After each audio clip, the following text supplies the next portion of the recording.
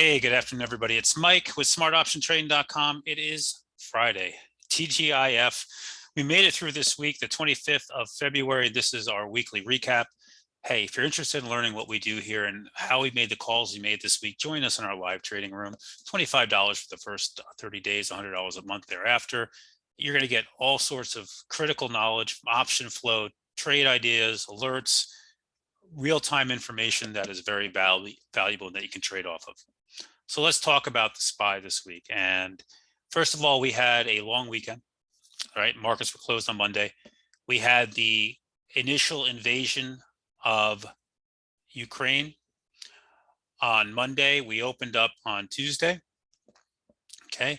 We had a volatile candle. Wednesday, we had follow through to the downside. Then Russia went in overnight on Wednesday. We had a big drop and we held 410, and now we bounced our way back above the 8-day and above the 432 area on the SPY. Yesterday, to members, we talked about this was not the place to go short. This was a place to buy. We had nice days moving up. And now the next area to me is, as we move forward, you watch the 21-day up here at 441, and then the 200-day in the downtrend, which is up at the 445 area, becomes a big spot. And we'll watch to see how that plays out. Okay, strong markets, good volume on this bounce, a lot of short covering as well. The Qs themselves, okay, same strength, a little stronger. We're briefly in a 20% correction in the bear market yesterday and pulled out of it. As long as we keep closing above 326.96, we're not in a bear market on the Qs. It remains stronger, pushing up, nice move. The VIX has been smashed down.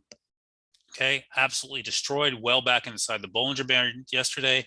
And in my opinion here, as we go into the weekend, we still have a headline risk environment. But the truth is that as long as there's no headlines that broaden the scope of what's going on, translation, an accident or attack or an incursion to a NATO country, use of chemical or some other type of weapon.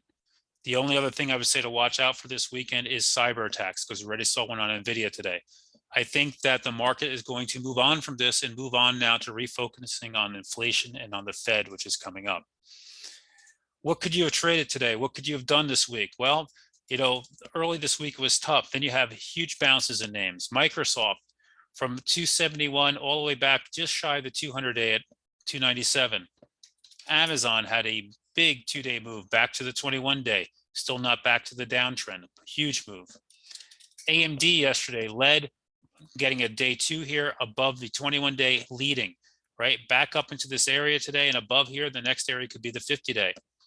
Square posted a nice report yesterday, all the way from 82 to 120 area. You have a gap at 120.61 that's worth watching for about $6. So there's plenty of names that are starting to act better. Apple has managed to push itself back to 165, still has not retaken the 8-day. A little bit lag on this market. Facebook, which has been left for dead, back to the 8-day here. So you're seeing some names starting to come back. You're seeing some buying in it. My focus next week will continue to be on the stronger names. Square remains on my radar, AMD, Apple. If there's cyber attacks next week, I'll be looking at names like ZS. Their report wasn't great yesterday, but look at the tail on this. Crowd, they haven't reported yet. You have Palo Alto, which had a good report the other day. They've had a nice 2-day move. Look at the size of this, almost back to all-time highs. The market is finding its footing here. You know, to me, if you have names you want, this is not a bad place to start buying, trying it, nibbling, going long, and seeing what happens. And we'll see what the weekend news brings. Just remember, we are in a headline-driven market, and that no matter what you hear, you think the headlines are still going to drive stuff this weekend. With that said, link in the description below if you want to join us. Everybody have a great weekend, and catch everybody in the room on Monday morning.